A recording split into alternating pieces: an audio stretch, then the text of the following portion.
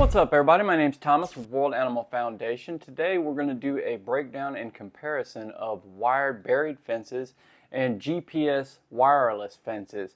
For decades the wired fence has been, burying the wired fence has been the go-to solution for pet owners who have a bunch of escape artists at home that can't stay inside the yard for whatever reason, and they're reliable. People are used to them, and it's been great for those who don't want to build a physical fence or don't have the means to build a physical fence or hire somebody to do it. Then SpotOn GPS pioneered these new GPS smart collar systems, and they're invisible fences, and there's a lot of value to be had there. And there are a lot of them on the market, so it's important for you to understand not only the difference between invisible fences and the buried wired fences, but know exactly what you're getting into if you decide to upgrade to one of these new smart collar GPS wireless systems. So before we get started on the price, it's important to know the value of each of these systems, like the pros and cons. So I want to do a pros and cons of the buried wired fences and the GPS wireless fencing systems. With the buried systems, especially for small properties, you get effective and consistent coverage. Those wires aren't going anywhere. You don't have to worry about GPS fence drift and things of that nature. You can also put multiple collars on these systems. They're very similar to these GPS systems where you can have multiple collars connected to one app. You can have multiple collars connected to a single hub on a wired buried in the ground system as well. Also, you don't have to worry about subscription periods, monthly fees or anything like that. The only thing that you have to worry about is the overall cost of the equipment itself, and actually getting out there and doing the labor, or hiring somebody, which is generally more expensive, hiring somebody to do it for you. Obviously, the cons are going out there and doing the work. You got to go out there and break your back, especially if you have a pretty sizable backyard. It's a lot of trench digging. And either you're going to hire somebody to professionally do it, or you're going to do it yourself. You got to dig the trenches. You have to unspool the wire out there. You've got to lay it all in place. You got to bring it back. You've got to tie it into the hub. It can be fairly labor intensive, like I said, especially if you have a really backyard. Another con for the buried in the ground systems is if the line breaks. And believe it or not, it does happen. You can go out there and you're working gardening or something. One of your dogs can go out there and dig it up. And I mean, these are not very thick gauge wires, generally speaking. So it does not, you'd be surprised at how little it takes to actually cut through one. It does happen. Another con is a lack of flexibility. Things change. You may want to add a gardening section out there. You may want to throw a shed out there, or just a garage shop, somewhere to work on your car. And of course, when you do that, you're going to want your dog to be able to have access to those areas too, unless you're treating them as a keep out zone. And in that case, you're still going to have to modify the wiring somewhat. So those things, when it comes to flexibility, you simply don't have any of it with a buried in the ground wire system. Another thing you have is potential for signal interference. Believe it or not, even with a wired system, you've got to deal with signal interference. Buried underground electrical wires, they can have inconsistencies in them. They're not, like dealing with GPS and Bluetooth and cell coverage and things of that nature. There's probably a little more finickiness there, I guess would be the word for it. But you'd be surprised, these in-ground wires do experience interference from time to time, and me personally, having owned a system like that, I have dealt with the same thing. The pros and cons of your GPS wireless system. Now obviously they're a little bit different, and there tends to be more of them on a smaller scale, fewer of the longer definitions, defining aspects of these pros and cons, I guess I should say. You've got effortless setup. Obviously you don't have to go out there and bury any wire whatsoever. You do everything right here from the comfort of your own home. The entire setup process, generally speaking, with these GPS smart collars is very, very easy. I've done a lot of them. If you go back and check out some of my reviews and some of the other products that I've handled, I have done a lot of these. I've never spent longer than 30-35 minutes setting up one of these smart collars, so they're very, very simple. You get excellent flexibility. You can change these things. Even your most rudimentary smart collars will allow you to change from pentagon invisible fence alignments to squares to circles, and then obviously some of the more premium collars like the SpotOn and the Halo allow you to constantly edit your fence to whatever your liking is. SpotOn even allows you to walk your fence out so you can get a near perfect layout of how you want your invisible fence to be. You've also got keep out zones with which to me is an incredible pro with these smart collars, because there are places in the yard I do not want the dogs to go. If you see my fence out there in the middle, I got the chickens separated from the rest of the yard. That way the dogs don't mess with them, they don't mess with the dogs, and we don't have to step in chicken poop, but that's neither here nor there. The point is the dogs can't get to them usually.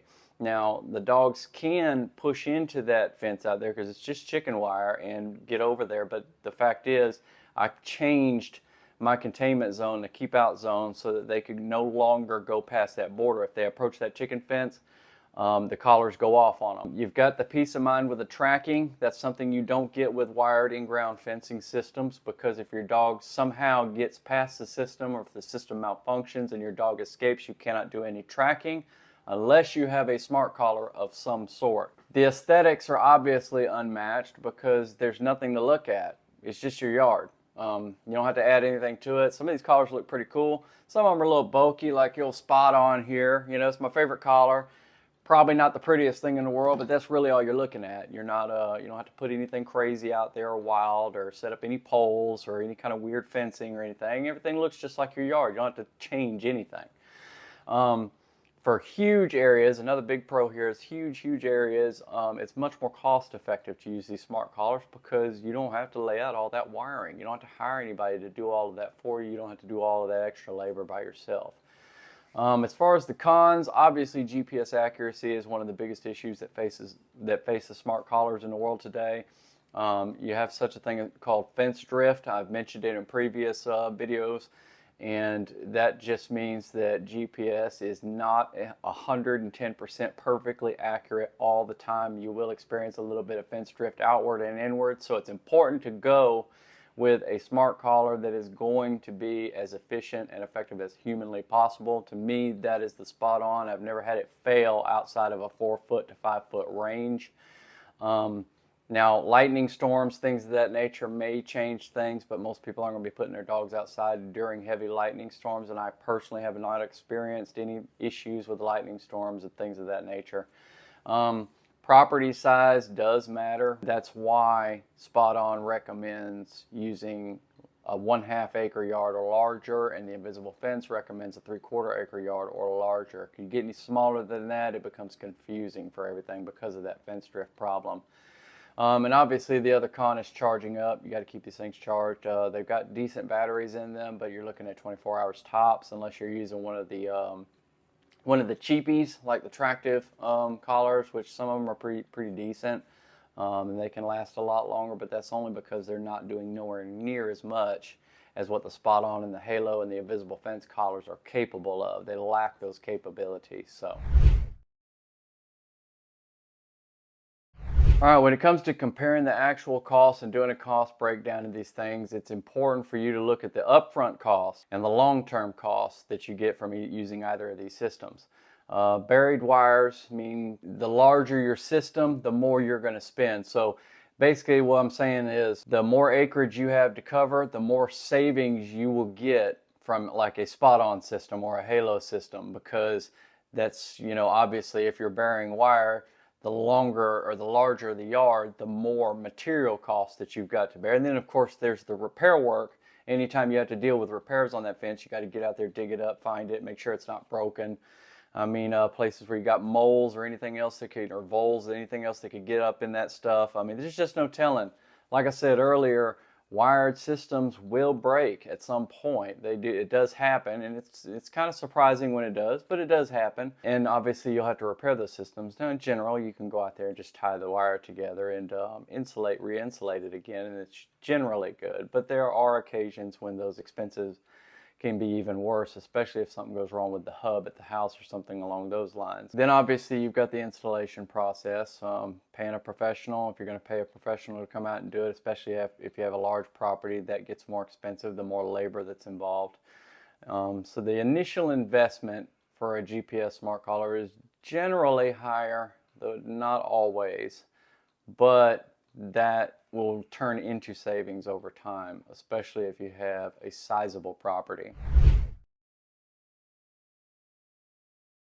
So now that you know what we're talking about when it comes to a basic cost analysis of these two systems against each other and what is more cost effective and what is more cost ineffective, it's easier to make a decision, and it really boils down to what you need. These in-ground wired fence systems are excellent for smaller properties, people with multiple dogs, and they can just throw on a bunch of collars that belong to that particular fence or whatever. They work great for those smaller properties, but if you need versatility, if you need a larger fencing system, if you need things like keep out zones and stuff like that, and forest modes and off-grid modes and activity tracking and tracking services altogether, then you're going to have to go with a smart collar, and it will ultimately cost you less money and give you more peace of mind, especially where the tracking part is concerned. If you're leaning towards a smart GPS or a GPS fencing system, I would highly recommend the SpotOn Omni. I have the SpotOn Omni and I have the previous generation SpotOn, even though they don't call them generations. These things are incredibly accurate, as I've shown in several of my videos prior.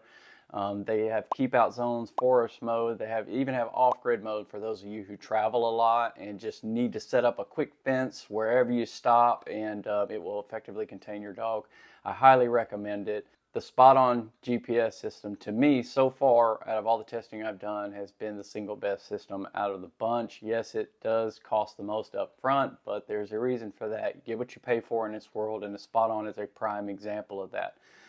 Other than that, thank you everybody for watching. Again, make sure you hit that like and subscribe button. It's really going to help the channel out as always. Definitely comments, opinions, anything you want to add down there. I always try to get to it and answer them to the best of my ability. Thank you everybody for watching, and have a fantastic week.